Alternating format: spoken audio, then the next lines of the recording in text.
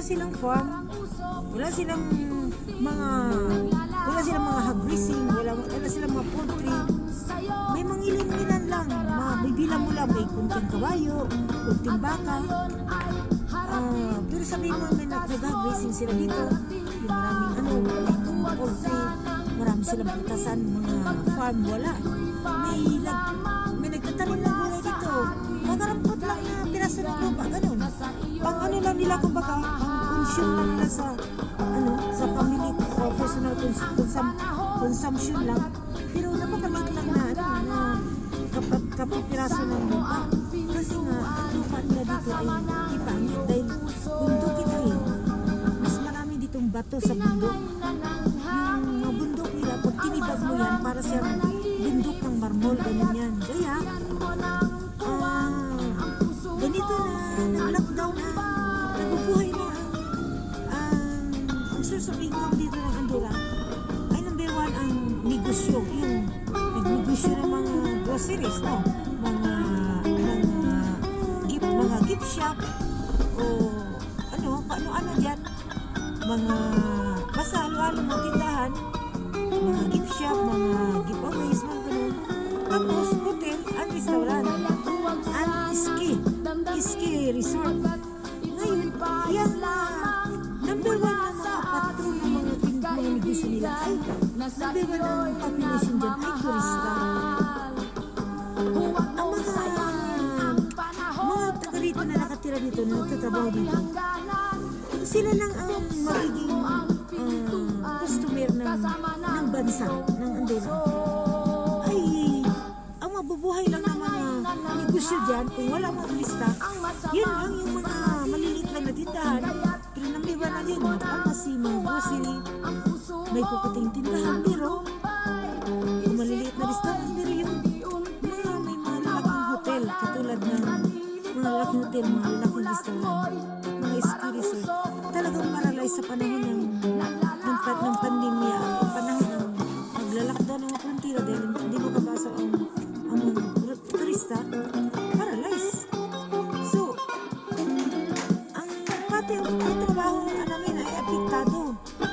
Sabi nga namin, kung ako lang mananalo ng 60, mas masarap na lang umuwi sa Pilipinas. Kasi sa Pilipinas, kahit mag-lockdown tayo, ay maswerte pa rin tayo. Bakit? Kasi may ano nga tayo, may dagat tayo, may source of ano tayo, di ba? Seafoods, mga isda. O, mayroon tayo maraming farm, maraming poultry, mga hog raising, mga ano-ano. May mga farm tayo, mga rutas, mga kagulayan. Mayroon tayong mga pabrika dito, ni isang pabrika wala. Isa pa yan. May kumaga, tayo, self-efficient tayo na ang gobyerno ay meron tayong mga food production, meron tayong mga factory ng mga ano-anong bagay na hindi agad-agad tayo na aasa lang tayo sa ibang bansa ng mga turista na papasok na hindi na tayo mabuhay dahil kahit pa paano may mga pabrika tayo, may mga pagkain tayo, may mga isda, may mga farm. Patuloy pa rin ang yung mga negosyante, hindi pa rin masyado affected.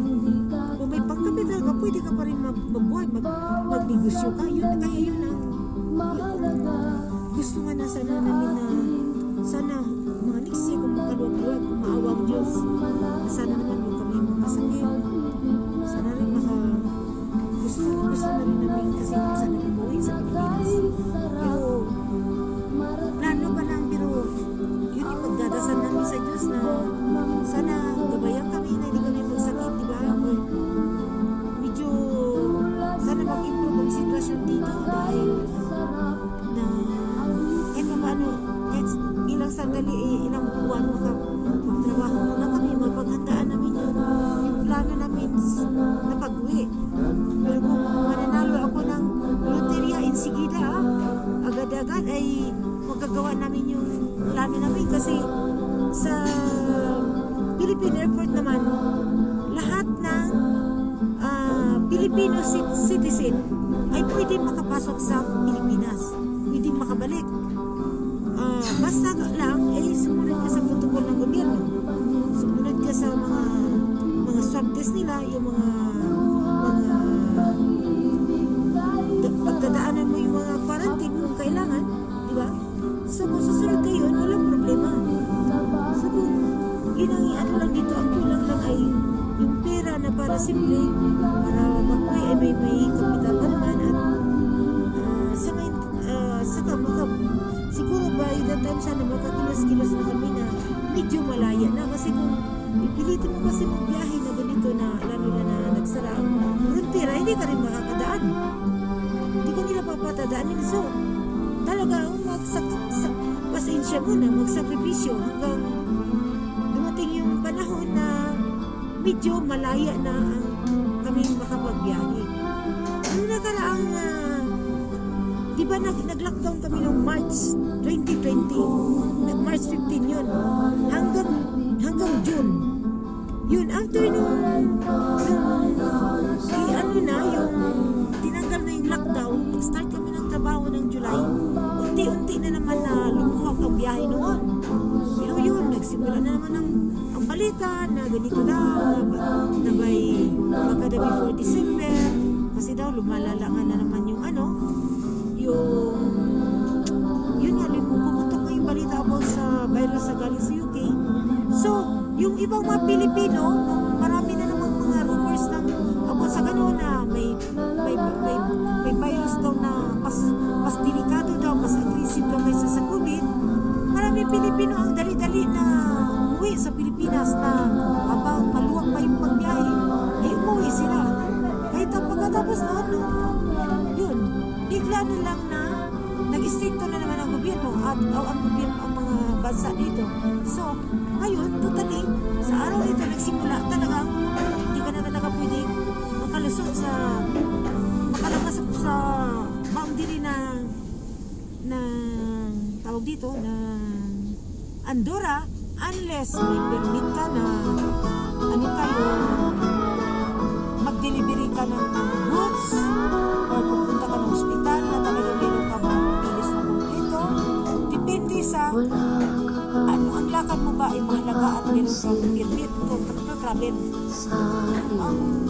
Kasi kung ang sadya mo lang ay maglagalag lang sa ibang lugar or magbiyahe ka, hindi nila papayagan dahil kaya nila sinarado ang boundary, ang border.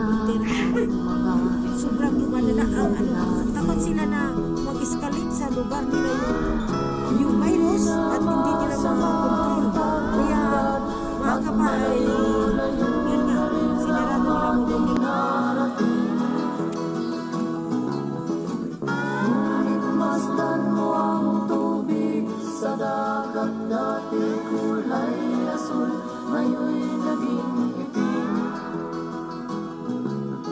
Ang mga duming ating ikinalat sa hangin, sa langit, huwag na nating paabutin.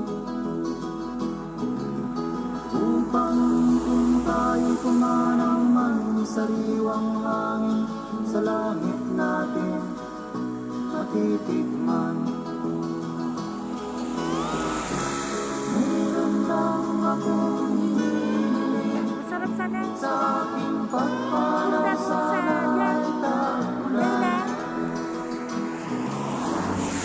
Gitara ko ay aking dadalhin upang sa ulan na lang tayo magkantahan. Masarap ko sanang lulusong doon sa snow, kaya lang ang kapal, saka hindi ako nakasuot ng yung pang-snow, kaya naku, hindi ko kaya ho ang lamig. Kaya